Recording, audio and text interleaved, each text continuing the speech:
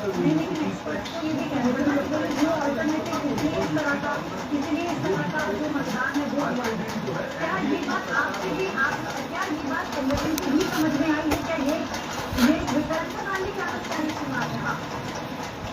जय हिंद।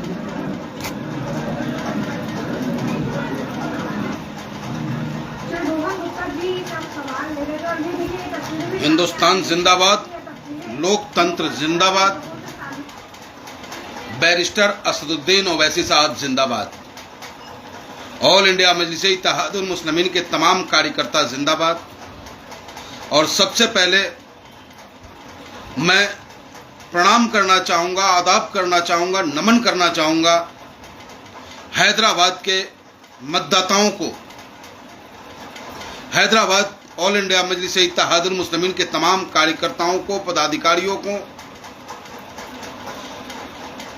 सैल्यूट करना चाहूँगा, हैदराबाद के जर्रे जर्रे को,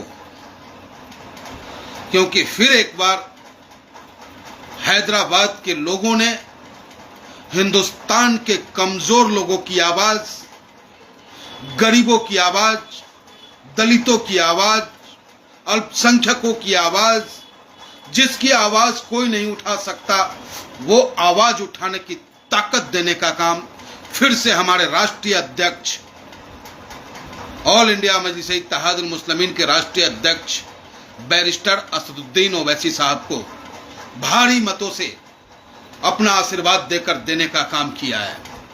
इसके लिए दिल की गहराइयों से ये बैरिस्टर असदुद्दीन ओवैसी साहब का छोटा सा सिपाही बहुत बहुत बधाई एवं शुभकामनाएं देता है। उसके साथ साथ जो जनता का जनादेश है, लोकतंत्र में जनता ही जनार्दन है, जनता ने जो भी जनादेश दिया है उस जनता के जनादेश को हम ऑल इंडिया मजलिस इत्तेहादुल मुस्लिमीन के लोग, कार्यकर्ता दिल की गहराइयों से उनका अभिनंदन करते हैं।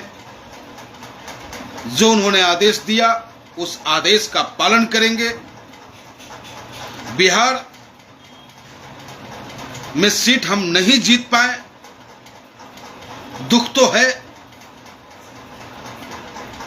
महाराष्ट्र की धरती पे जो मुकाम हमें मिलना चाहिए था वो नहीं मिल पाया, इसकी तकलीफ है, लेकिन क्या कर सकते हैं। हम कार्यकर्ता हारने के बाद भी आपके हैं और जीतने के बाद और मजबूती के साथ आपकी सेवा को करते, ये तो निश्चित रूप से आप यकीन करें। लेकिन आज हार जाने के बावजूद भी हम ऑल इंडिया मजलिस इत्तेहादुल मुस्लिमीन के कार्यकर्ता आपके बीच हैं, आपकी सेवा में सदैव तत्पर हैं। जब भी आपको आवश्यकता महसूस हो, आप मजलिस के दीवानों को आवाज देना, आपकी लड़ाई को मजबूती के साथ, प्रमुखता के साथ लड़ने का काम हम ऑल इंडिया मजलिस इत्तेहादुल मुस्लिमीन के लोग करेंगे। और हमारे महबूब की जीत हुई है। इस जीत की हिंदुस्तान के तमाम उन लोगों को जो चाहते थे, जिनके दिल में एक चाहत है कि हम कमजोरों की मदद करें, उन सबको दिल की गहराई से बहुत बहुत बधाई, बहुत बहुत शुभकामनाएं। और इतना जरूर कहना चाहूंगा कि एक हार हमारे हौसले को पस्त नहीं कर सकता। हार और जीत तय करता है ऊपर वाला, लेकिन संघर्ष हमें करना होता है। हार गए कोई बात नहीं, हार और जीत चलती रहेगी, लेकिन जो खिदमत करने का शपथ हमने लिया है, जो सेवा करने की शपथ हमने ली है, वो हम निरंतर करते रहेंगे। और जो हार हमें मिली है, चाहे पीडीएम को लड़ा करके उत्तर प्रदेश में, बिहार में भी हम लड़े, महाराष्ट्र में भी लड़े, कुछ न कुछ कमियां जरूर हमारे बीच रह गई है। उन कमियों को दूर करने की आवश्यकता है। हम और आप मिलकर के पार्टी को धरातल पर मजबूत करने का प्रयास करेंगे, क्योंकि जब तक हम बूथ लेवल तक मजबूत नहीं होते हैं तब तक चुनाव इसी तरीके से हम लड़ते रहेंगे, हारते रहेंगे, जीतते रहेंगे। आप देखो कि हमारे राष्ट्रीय अध्यक्ष बैरिस्टर असदुद्दीन ओवैसी साहब लगातार जीत रहे हैं, उसके बावजूद उनके कार्य करने का तरीका देखो। आप दारुसलाम में रोज बैठते हैं, आप लोगों की समस्याओं को निरंतर सुनते हैं, उनकी समस्याओं का समाधान भी हमारे राष्ट्रीय अध्यक्ष करते हैं और तमाम कार्यकर्ता करता है। और चुनाव में जिस तरीके से उनका मैनेजमेंट होता है, जबकि उनका नाम ही काफी है, हैदराबाद की धरती पे नाम काफी है। जब हम लोग गए थे अभी चुनाव में, चंद्रायण गुट्टा हो या फिर आपको याकूबपुरा हो, कई जगहों पे गए हम लोग। वहां के कार्यकर्ताओं ने, लोगों ने, कार्यकर्ताओं को छोड़ो आप, वहां के आम मतदाताओं ने हम लोगों से कहा कि पंडित जी काहे को परेशान हो रहे, गर्मी में क्यों कपड़े खराब कर रहे हो, आराम करो होटल में आप। अरे साहब, आए या ना आए, वोट तो हम साहब को देंगे क्योंकि साहब हमारे लिए काम करते हैं। उसके बावजूद हमारे नेता बैरिस्टर असदुद्दीन ओवैसी साहब, फायर ब्रांड नेता जो पीड़ित हैं, दर्द में होते हैं, हमारे नेता अकबरुद्दीन ओवैसी साहब, उसके बावजूद लगातार जनता के बीच रहते हैं, लगातार लोगों के साथ चलना। चुनाव के वक्त हमने अपने नेता को देखा मोटरसाइकिल से घूमते हुए, हमने अपने नेता को देखा पैदल मार्च करते हुए, हमने अपने नेता को देखा एक दिन में 3-3, 4-4, 5-5 प्रोग्राम करते हुए। और हर कार्यकर्ता को हर गली मोहल्ले में जब मैंने देखा उनको, लोगों को नाम लेके बुलाते थे वो। अब आप सोचो कि वो जनता से कितने अटैचमेंट है हमारे नेता का। तो खैर, हमारे नेता को तो कोई हरा नहीं सकता, उनका काम बोलता है। और ये कमियां हम लोगों में है, हम लोग मठाधीश बन जाते हैं, जिम्मेदारी तो जरूर ले लेते हैं हम चाहते हैं कि हमारे पास बड़ा पद हो, बड़ी गाड़ी हो, लेकिन जमीन पे हम कार्य नहीं कर पाते हैं। तो ये भी हमारे हार का कारण है।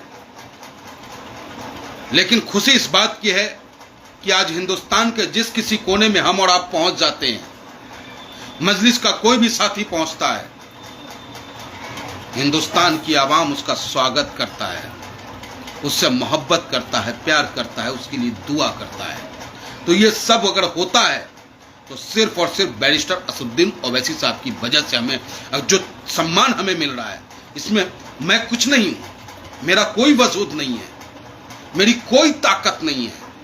हाँ, ताकत है मेरा बैरिस्टर असदुद्दीन ओवैसी, गुरूर है मेरा बैरिस्टर असदुद्दीन ओवैसी। और आज उनके नाम पर हिंदुस्तान का कोई ऐसा लोकसभा नहीं है जिस लोकसभा में 10 से 15% वोट उनके नाम पर जनता देती है और देने को सदैव तैयार रहती है। तो क्या मैं कोई भी चुनाव 10% से जीता जा सकता है? सोचना होगा हमें और आपको मेरे साथियों। बैरिस्टर साहब के नाम पे हमें सम्मान मिलता है, प्यार मिलता है, ताकत मिलता है, दुआ मिलता है और 15% वोट गिफ्ट में मिल रहा है। लेकिन उसको जीत में कन्वर्ट करने के लिए कम से कम 20% वोट हम कार्यकर्ताओं की मेहनत से होनी चाहिए अगर हमें जीत तक पहुंचना है। तो आज ठीक है, इंडी गठबंधन अपना पीठ थपथपा रही है, उत्तर प्रदेश में अचीवमेंट हुआ इनका, लेकिन एनालिसिस किया है किसी ने? जितनी भी सीटों पे इनकी जीत हुई है वही जीत हुई है जहां हमारे देश के अल्पसंख्यक भाई, मुसलमान भाई ज्यादा तादाद में थे, जहां उन्होंने अपने वोट को एक तरफा डालने का काम किया इंडी गठबंधन को। बाकी जगह वो नहीं जीत पाए। तो हम भी जीतेंगे, लड़ेंगे भी और जीतेंगे भी। और मैं कहता हूं मेरे साथियों कि आज से ही, अभी से ही हम सभी लोग जनता के बीच होंगे, जनता की समस्याओं के समाधान के लिए सड़कों पर संघर्ष करेंगे, बूथ स्तर तक अपने कार्यकर्ताओं को मजबूत करने का हर संभव प्रयास करेंगे। जीत हमसे दूर नहीं है, जीत हमारे कदमों के नीचे है, बस हमें कदम बढ़ाने की आवश्यकता है। तो मेरा कहने का मकसद सिर्फ इतना है मेरे साथियों कि मायूस मत होना, उदास मत होना। कहते हैं ना, बाधाएं कब बांध सकी है आगे बढ़ने वाले को, बाधाएं कब बांध सकी है आगे बढ़ने वाले को, विपदाएं कब मार सकी है मरकर जीने वाले को। तो हम वो लोग हैं कि गिरते हैं, उठते हैं, फिर संभल के चलने वालों लोगों में से हैं। अपने लिए नहीं जी रहे हैं, अपने देश के लिए जी रहे हैं, अपने समाज के लिए जी रहे हैं, अपने समाज के उत्थान की तरक्की के लिए संघर्ष कर रहे हैं और राजनीति कर रहे हैं। तो जो हमारे नेता का विजन है, जो हमारे नेता का सोच है, ऑल इंडिया मजलिस इत्तेहादुल मुस्लिमीन का जो सिद्धांत है, उस सिद्धांत को हमें हर घर तक लेके जाना होगा। हिंदू क्या, मुसलमान क्या, सिख क्या, ईसाई क्या, कोई भी व्यक्ति न रह जाए हमसे अछूत। हमें हर घर में जाना है, हर घर तक जाकर के अपने नेता की बातों को पहुंचाना है। हम चाहते क्या है, हमारी सोच क्या है, हमारी पॉलिटिकल विजन क्या है। हमारी विजन तो सिर्फ एक ही है ना, कि जो अब तक जिन लोगों को जो मिलना चाहिए वो नहीं मिला, वो मिलना चाहिए। भेदभाव नहीं होना चाहिए, जात पात के नाम पर जुल्म नहीं होना चाहिए। ये लड़ाई है हमारी, और इस लड़ाई को निरंतर आप ऑल इंडिया मजलिस इत्तेहादुल मुस्लिमीन के सहयोग, साथियों के सहयोग से हम सभी लोग लड़ेंगे और लड़ते रहेंगे जब तक अनवरत की हमें जीत प्राप्त नहीं हो जाती। और जीत के बाद सिर्फ और सिर्फ जनता जनार्दन की सेवा करना हमारा मकसद रहेगा।